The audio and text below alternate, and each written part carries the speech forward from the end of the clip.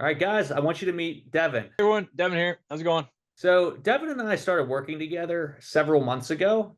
So, when I started working with Devin on his Turo business, he was struggling in a couple ways. One, on how to make consistent money with the business.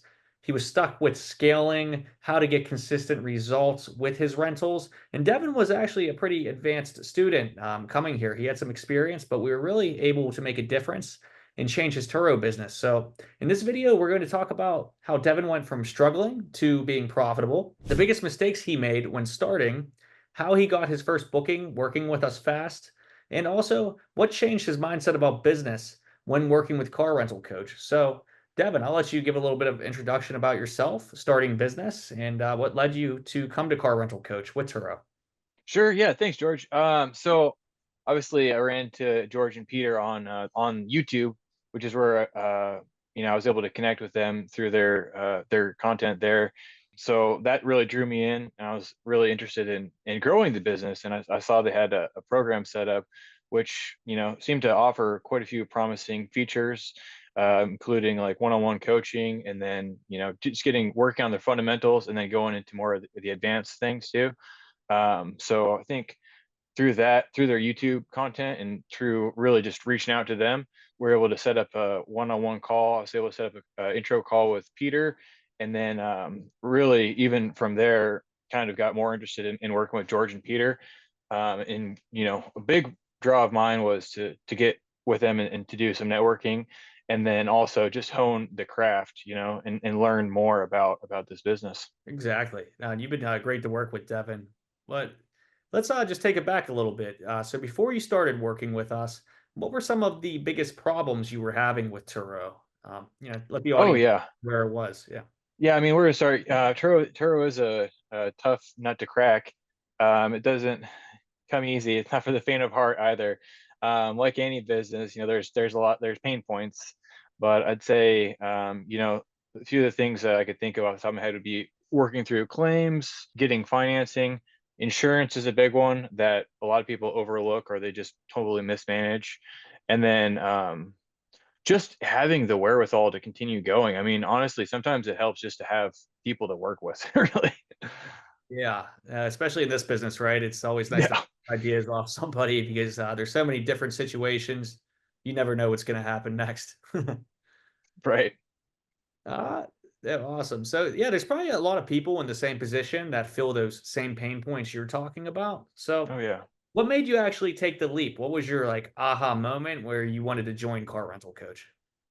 Yeah, I mean, after cruising and really getting into the nuts and bolts on your guys' YouTube, setting up that one-on-one with Peter, and then walking through the finer details, and really kind of addressing those pain points, and then just the fact that you guys are so professional and really have your stuff together as far as like trajectory, where this is where we're at, this is where we're going to go, kind of deal. And just honestly, just having done it, I mean, that speaks volumes about what this program is capable of. As far as you can look back and you see where you started, and then where you grew your business to, and that doesn't, you can't bluff that. That's not fake, right? That's that's work. That's hard work. Yeah, no, it's a shame. You have to be careful in these industries when you're paying for advice from people online anymore, just because there's a lot of people trying to teach people how to do businesses they've never done themselves. So I wouldn't, my rule of thumb is I never trust somebody unless they're currently in that business. Because, how could I be the car rental coach if I don't have a successful car rental business? That would be, I mean, it would Right. be giant, terrible. It doesn't make any sense. All right. So be real with me right here. So when you first joined the program, was it Yeah. overwhelming at first? Did it you like what was like your introductory like? Yeah. Actually, I remember distinctly. It was right before I think I got signed up with you guys. You really sold me on it, and I was all in about it. Maybe I was a little bit on the fence about it because it was just it was a good investment, but you get what you pay for, right? So I mean, I was trusting in you guys, and you convinced me, you sold me on it, and I was willing to go down that route, and don't regret it at all. I was honestly really grateful for the opportunity to work with you guys because I know you'll take everyone as far as but once we were able to do that and review where I was at with Turo, and then set up a plan and like kind of a trajectory as far as where we're going to take my business to, I even felt more confident with, spending the money and the time to work with you guys. So Sure, yeah. And then we talked about your experience with car rental coach, but yeah, what was your experience when you just joined Turo? So I'll talk about mine for a little bit. sure. When I first joined it, I thought it was pretty overwhelming. Just learning the app, all the different Mm. settings that you can change. You're on there. You're like dynamic pricing, static pricing. Should I lower the prices? You're thinking, what are these automated messages? How do I block the car off? What car do I buy? I remember just researching hours and hours, and even just figuring out the app was a little bit overwhelming. But then as the years went by, it became, like the back of my hand. I'm sure you had a similar situation when first starting. Oh, definitely. Yeah, I can recall because that was about a year prior to I think oh no, so it was July of last year we started working together. And so I started in February of 23, think. And yeah, it was a lot. It was a little overwhelming. Thankfully, there were good resources out there like what you guys have put together, and then other folks in the industry like Max and Aubrey and HP. So they put a lot of good information together out on YouTube for your folks that are getting into it to kind of learn from and then adapt to, because everyone's got their own market. But I mean, I'd say it was overwhelming. I was a little hesitant first too. So what I did, I lowered my prices down to a point where I was literally the bottom man in the Louisville market. And I think I was renting a car out. Well, firstly, I got the first rental out to a friend of mine, so that helped like boost some metrics, and then I kind of got some traction from that. Got some traction there, and then but I kept the prices really low, even for that whole first year, first few months, kept them fairly low and then marketed it pretty much like that and was really, really keen on just delivering excellent, customer satisfaction. So cleaning the cars like almost like OCD, compulsively cleaning the cars and then doing all Yeah, the right. You want to make every changes. single thing perfect, and then you send it Yeah, there completely clean, and then it comes back trashed. But they come back trash, just smoked uh, in and half destroyed. I mean, I had one get stolen and the whole 9 yards. But then, I mean, it got enough traction and I was getting enough bookings that I was confident to get another one. So, then that kind of, I got a little traction and got a few cars. And then I think by the time we started working together, I had about 3 cars or so. And then, yeah, so then we wanted to get like more. So that's what we're working at now and just trying to get more and building out the fleet. So, yeah, no, scaling is huge once you get the systems down. And you were mentioning, like, I agree too. There are a lot of great videos on YouTube, like the ones I made, mhm. and then some other people as well on YouTube too. There's like tons of great content out there. But I started similar. I was watching all the YouTube videos, and this was before I started my own channel. And I got some value. I was like, okay, this is a good like fundamental stuff like that. But then I was thinking like, well, these Turo's always changing. These ride sharing Mm. are always changing. Private rentals can be confusing if you don't have the right connections. So I went and I found somebody in Arizona. His name's Ryan. I'm not gonna say his last name just for his privacy, but Ryan had over 70 cars in Arizona. So I reached out to him by Facebook. I just found him, DM'd him, and then I got on a call with him and said, "Hey, man, can you mentor me?" And then we agreed on, price and everything. And the guy was really cool, always great with his time. But he saved me a lot of headaches getting on those one-on-one calls. And that's why I've always been a fan of the personalized training because things change so fast in business that these videos can't keep up. If you put out a course, it could be, I mean, it still might have some valuable information, but a lot of that could be, basically a waste after a few months with how fast Turo changes. I mean, we've seen Turo multiple changes throughout the last couple of years, especially recently. They're changing something, I swear, every other month. And then you have get around and hire car going out of business. Insurance for rentals is different in every single state. I know you're in one of the most difficult states. So if you want to talk about your insurance, Oh yeah. I was working with you. I didn't realize because you were my first client in that area. Oh yeah, yeah. What a nightmare. So yeah, it's constantly changing. It's crazy how flexible we have to be just to keep up with the day to day. I mean, with as many changes as they made, like for instance, the month long trips, a lot of people lot of folks on Turo host completely mismanage that change. So it really, it, honestly, booking like a session or booking a number of sessions with you guys you could probably save just that much money in just the changes alone. Because I saw some people losing out on so much value from mismanaging their month-long trip settings and just getting obliterated from Oh, yeah. the insane discounts that Turo like shoved into the app. It's a Uh, bloodbath. And just yeah, and if you're not doing this full time, it's easy to not notice these things. A lot of people, I get it, they want to do it as a side hustle, which I work with people too that, want to get just one, maybe even two cars rented because it does bring in good money. It's like having a rental property or something at that point. right. But it's easy when you have that full-time job and you're not paying attention to it to lose out on thousands of dollars, like you're saying. And Oh yeah, it yeah, was a bloodbath. very easily. And then you see the folks who are getting booted off the platforms, and sometimes it's like we don't know why, but then others it seems like it's a lot of the same kind of thing. It's like a lot of times it seems like it's terms of service kind of deals where they were doing something that they shouldn't have been doing, and then they finally got caught for doing that. Exactly. um I Yeah. think that's one of the things that's really difficult to not know without knowing. It's like you don't know what you don't know. Yeah, no, that's a great way to put it. So yeah, just back to the car rental coach program for those watching and interested in it.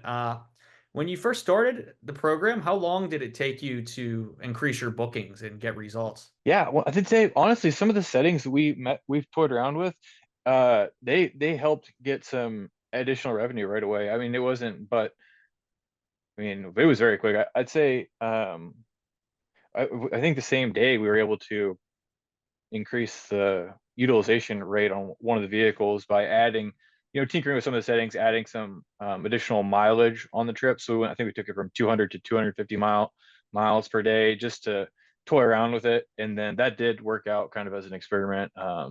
Yeah, those And small then tweaks can make huge differences. yeah, yeah, oh, definitely, definitely. So year over year, just being able to expand, and I guess that's another topic though, the whole expansion thing where we got those Kias. Yeah, and I know you're still early on in your Turo journey. I know you've been doing it for some time, but there's still so much potential with what you're going to do with it once you get more cars and stuff too. But for everybody wanting to know, how much are you doing in revenue right now, and how many cars do you Yeah. have? Yeah, honestly, so this market, November or January, February, a little slow, but we're able to, I think do like on average, we've got 5 or 6 cars, and we're doing anywhere from 4 to 6,000 a month on a normal month. So pretty solid numbers and pretty good utilization rates, I'd say. They aren't like I would say our vehicles are quite all the way to economy, but they're not quite all the way to like luxury either. We have kind of like in the middle ground. So between like they started off at like 13, $14,000 cars. They're probably worth about, close to $10,000 each now.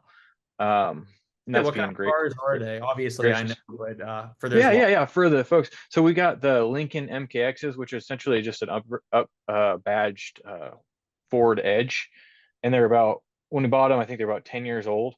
So tried to get as low mileage as we could, just because, read about people putting miles on them. Sometimes actually, quite often, they'll take them from Kentucky down to Florida, which is 900-ish miles times two. So you can get anywhere, those long trips, add up, but not in a way that the depreciation outdoes the mileage. And I think that's where even more advanced kind of features of this business come into play. It's like you really want to work with somebody who knows how to factor the depreciation and the cost of ownership versus just buying a car and just letting people, drive it into smithereens. Because some people they do that, and they'll get essentially upside down in vehicles where they're owing more than the car is worth, and the depreciation on the vehicle has accumulated so much that it's worth a lot less than they bought it for. And so exactly, they're confused when they go to try to sell it, or when, even it might get totaled or whatever, and then they can't even pay off their note. which is So horrible. It's yeah, terrible way to start. And basically, when you don't buy the car right, you're you're gonna end up working for free or actually working and it costing you money. And that's one of the biggest things we help people with when, especially starting or scaling, because a lot of people don't buy the cars right in the first place. But we help them identify the best cars in their market, and that makes a huge difference because that is one of the worst things to hear is somebody worked for 2 years renting out the car. It did tens of thousands of dollars, and then when they get to sell it, they basically broke even with all of that work. Yeah. And that's why, everybody we help at carrentalcoach.com, and anybody watching this, you can go there, fill out our quick 60-second survey. We'll see if you qualify to work with us. And if you do, you can actually get on a call with one of our staff members. They'll see if you're a good fit for the program. And then we'll work with you one-on-one to get you to exactly where you need to be, no matter where you're at on your Turo journey. And then, Devin, Yeah. so with Turo and as a whole, like before you even started working with us, what's the biggest mistake you ever made that cost you the most amount of money on it? Honestly, I mean, your sentiment, what you just shared is pretty much what I got hooked by the appeal of, getting into the business, and I bought a few vehicles retail at retail costs, and I ended up paying a little bit too much than I probably should have, even after negotiating the price of the vehicles down through the dealer, and got a fairly decent financing on them. I still was over what I should have paid for them. So rather than paying like wholesale or MMR, or even like the black book, I was paying retail prices, which, as you well know, are a bit egregious to do, and then to move it into Turo just because of the depreciation and trying to keep up with the interest of the vehicles. So I'd say over financing and overvaluing the cars, which is tough to do. I mean, or it's tough not to do realistically, especially with the vehicle market the way it was in Yeah. 2023. We're still reeling from the crazy COVID era of such a shrunken used car market. And honestly, after reviewing some of the data that's out there and what other folks are looking at that data, it seems like, car manufacturers are going to continue to keep that used car market kind of shrunken down. So, No, I agree completely. So yeah, that would probably be the biggest mistake that you've made that if you would have signed up oh, 100%. Yeah. coach rental, we would have realized and probably not made those same car deals. Not that you haven't Oh done. no, I'm sure I wouldn't have. Had I been working with you guys sooner, I probably could have saved myself a lot more money, just by, realizing that off the bat. Yeah, which happens to a lot of people, but you were able to power through it and then made some good purchases after that. So Yeah. doing very, very well. So now that you've been through the process, if you had to start all over with Turo with Mhm. just one car and no experience, what would you do differently? Oh yeah, so I mean, it's probably going to be similar to the next car I get, but what I would do is I might even probably get like some Nissans or some Toyotas. Are just a little bit, Toyotas are nice, very reliable, but just probably a little Right. bit too right. Yes. So either the Nissans or the Hyundais. I think the Hyundais would be great to get, as long as they're, you know, either covered by some kind of warranty or having just had like the engine replaced kind of deal. Because you can get some pretty sweet deals on Hyundais that don't have like the issues, or if they had the issue and then it was resolved, that kind of deal. But I guess by and large, trying to avoid the problem cars, and it's like that's one of the things too. You get into like your take on Sentras. I think everyone's got their own hated vehicle that they just don't want to get. Yeah, the one that costs you the most money, right? Right.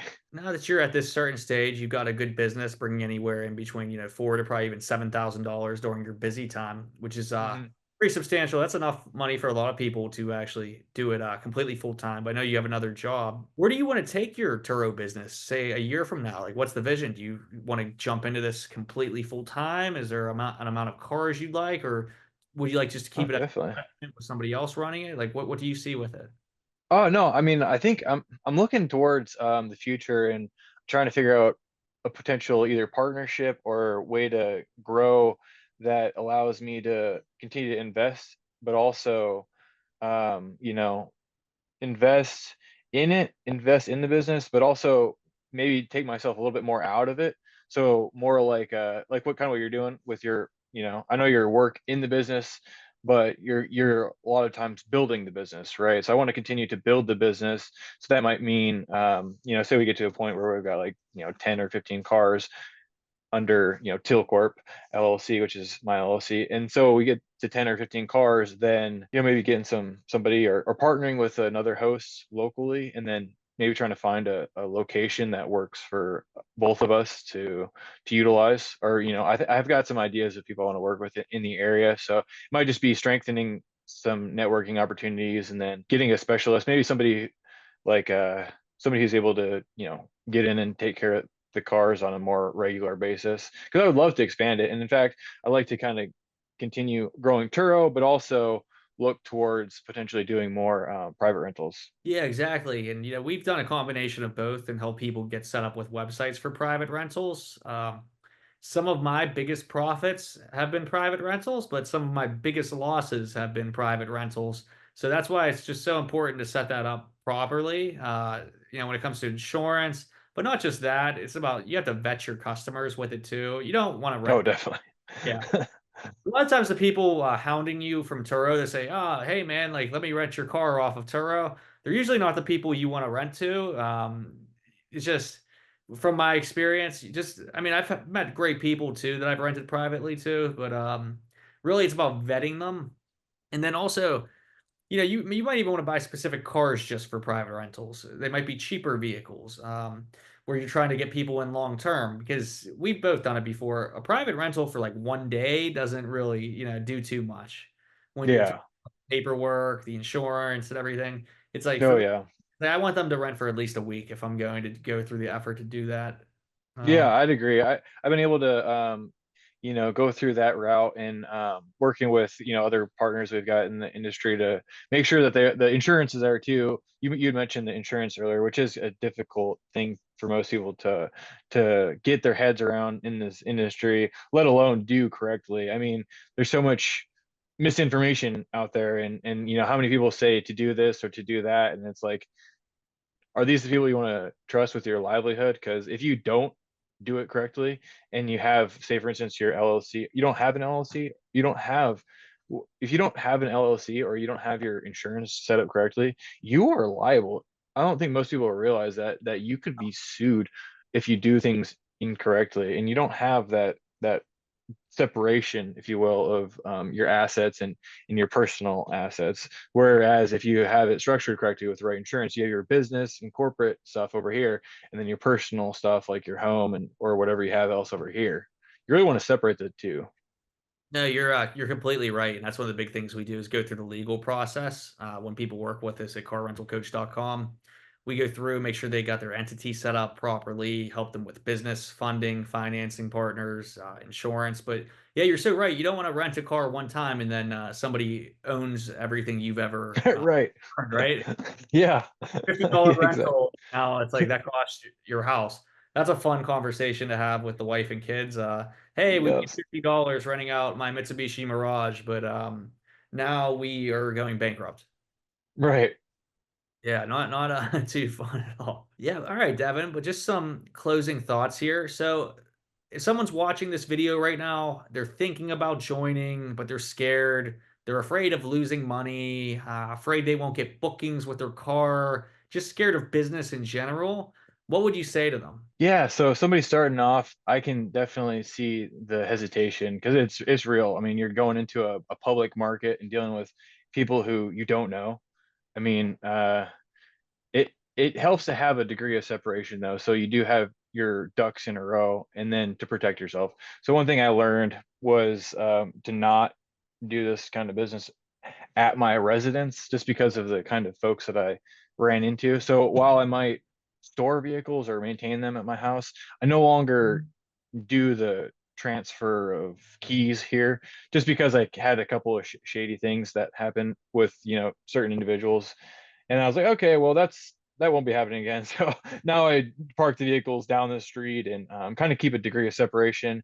And then honestly, almost like a little bit of, I mean, I think professionalism goes a long ways too. So if it's something you're nervous or hesitant about, honestly, just, practicing your professionalism, and working on your demeanor, how you're going to handle people, is going to separate you from, everyone else that they run into that day. So, and then honestly, just having a little bit of grace, because you never know what other people are going through. And a lot of the people that we work with have vehicle issues. Maybe their cars are not working. Maybe they just got into an accident. It could be any number of things. But often, if they need a rental car, they have some other stress in their life that, it might be helpful just to kind of, you actually serve them in a sense, as a business. Really at the end of the day, it's a service. So you're giving people a service, and if you look at it that way, it kind of keeps you grounded to what you're doing. And it's not a get rich quick scheme as some people think. It's work.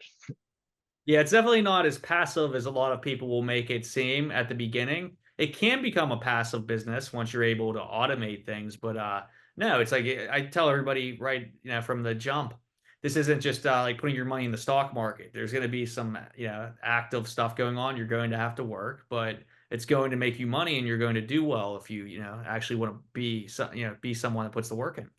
Oh, right. Yeah, and that's exactly it. It can be passive, and it's awesome when it's passive. I think I've got well, one of the cars is about to go out now, but I've got all other 5 cars out on week-long rentals. So it's like, Nice. woohoo! When they're all out of your Feels, hair. Yeah. yeah, To forget what my cars look like. yeah. That's the goal, right? Forget you even have them. Yeah, Yeah. it's funny. And for those watching this video right now, if you made it here, you made it to the very end. So that tells me and Devin that you are somebody that is serious about starting a car rental business. So if you are somebody that wants results like Devin, you want to go through the program, you want to make money renting vehicles, whether private on Turo, you need somebody to help you set up your LLC, get financing for the cars, do private rentals, optimize your profile, get cars at below market prices. And I want you to click on the link in the description. That's going to allow you to book a quick 60-second call. Well, no, I'm sorry, not a 60-second call. You'll fill out a quick 60-second survey to see if you're qualified to work with us. And if you are, we'll help scale you to success. And what is the difference between somebody like Devin and those watching? Devin's somebody that took action and has a successful business. Devin, any closing thoughts for the audience? No, I think you said it well. I mean, it definitely takes action. You can't sit by and wait for somebody else to run your life for you or run your business for you. You got to be in the driver's seat. So, to anyone who's looking at this as a business opportunity, when I first heard about it, it sounded too good to be true. My brother said, "Hey, there's this guy I know. He rents out his Jeep in somewhere out in Montana, and he clears about $1,500 a month." I was like, there's no way. And then I ran to somebody else at an airport. The kid was like running these cars back and forth. I was driving Lyft at the time. He's like, "Yeah, man, I'm making pretty good money." But he was working. These guys are out there hitting the pavement, they're hustling, and they're working when they need to, right? Ideally, you're getting the longer term rentals, but yeah, no, I mean, I've been really pleased with the progress we've made working with you guys, and look forward to seeing those other people who are out there wanting to do the same thing. Couldn't have said it better myself, Devin. And for those still watching, make sure you watch my next video right here. And this is going to be about the biggest mistakes new Turo hosts make and how to avoid them. That's one you don't want to miss. Thank you again so much, Devin, for your time and great working with you. Yeah, sir. Thanks, George. Appreciate it. Take care. Bye. Bye.